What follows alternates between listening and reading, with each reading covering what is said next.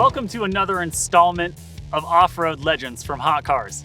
I'm Michael Van Runkel, and today we're going to take a close look at my favorite hot hatch of all time, the Lancia, some might call it Lancia, Delta HF Integrale.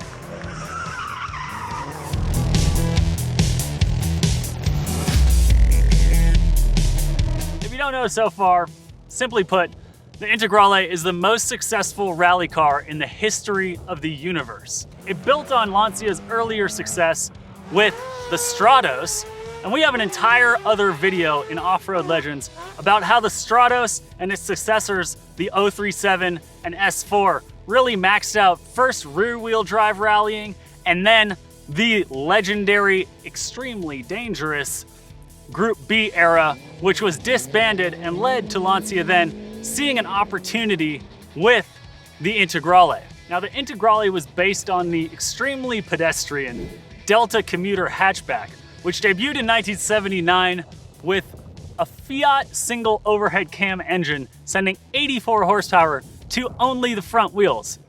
How did Lancia then take such a boring product and turn it into the most successful rally car in history?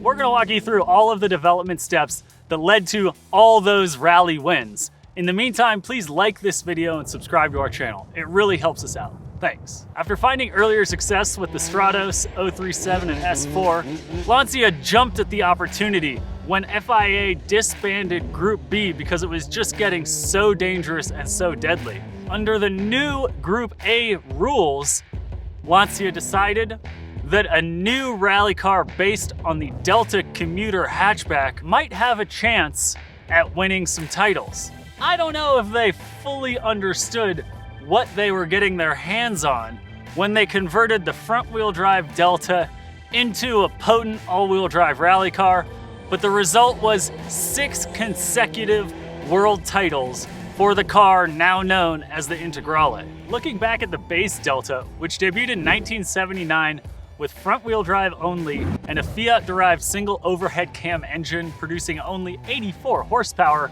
who in their right mind thought, now there's the perfect foundation for a rally car? And yet, by 1987, Lancia's engineer had created basically the precursor to the Integrale. It was known as the HF4WD. I'll let you deduce what exactly that acronym stands for, but the HF4WD went on to win its maiden race at Monte Carlo, and what's more, it took a 1-2 finish there on the way to a World Drivers' Championship that year. By 1988, Lancia introduced the first Delta with the official Integrale nameplate at Rally Portugal.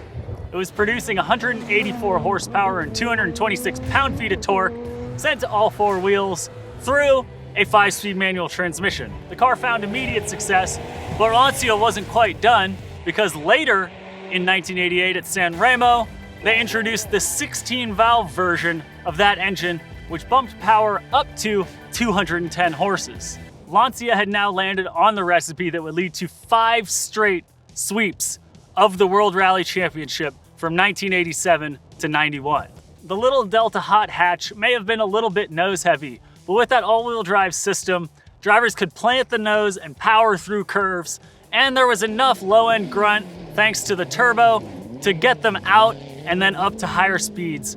After those 5 consecutive titles, Lancia retired officially from rallying, but continued providing factory support for the Integrale to a privateer team called the Jolly Club.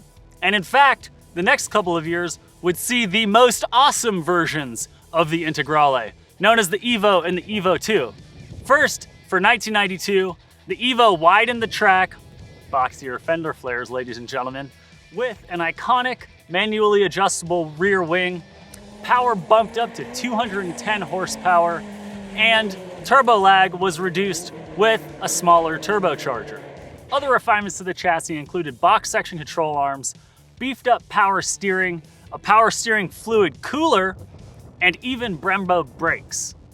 Despite being a little bit down on power, the incredibly agile Integrale Evo 1 went on to win the title in 1992 again, making 6 consecutive rally championships, the likes of which has never been done by any manufacturer again. a final iteration of the Integrale called the Evo 2 then debuted with multi-point fuel injection, knock sensors, and even further reduced turbo lag. The Evo 2 is now the most sought after Integrale of the mass-produced versions, but there are a few special editions with Martini livery in honor of the race cars the collectors prize to this day. And Integrales are all entirely eligible for importation to the United States now because they're all older than the 25-year rule. That means that more and more are coming to the States, and across the model line, there are such different variations. The collectors who want an 8-valve or a 16-valve or an Evo 1 or an Evo 2 can find cars at different price points. Of course, in today's market, all prices for the Integrale are skyrocketing. It was only a few years ago that I checked out an 8-valve on Craigslist, and I almost bought it for 18 grand. It had under 100,000 miles, but it was not very well documented, and these are interference engines, which mean they need timing belt jobs. I didn't even know when the last timing belt job had been done, so I didn't take it for a test drive. Plus, Integrales all suffer from rust around the windshield wiper pivot points, and this one suffered from a lot of rust there. It made me nervous enough, and the seller was kind of a jerk, so I walked away without going for a test drive. It's one of those things I regret to this day. One thing I did do though, is I sat in the Integrale to see how I fit. It's smaller than it looks in photos. Despite the boxy body, the interior is tiny, and I barely fit at 6'1", about 170 pounds at the time.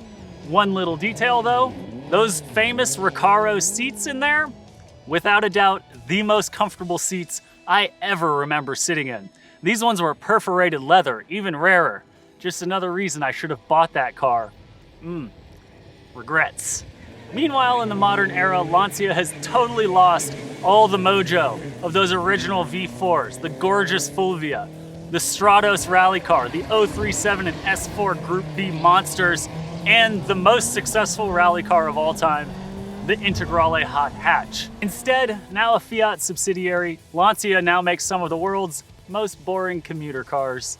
It's really sad, but at the very least, we can all still enjoy watching videos of Lancia Integrales blasting around Europe, taking home all of those wins over all of those years.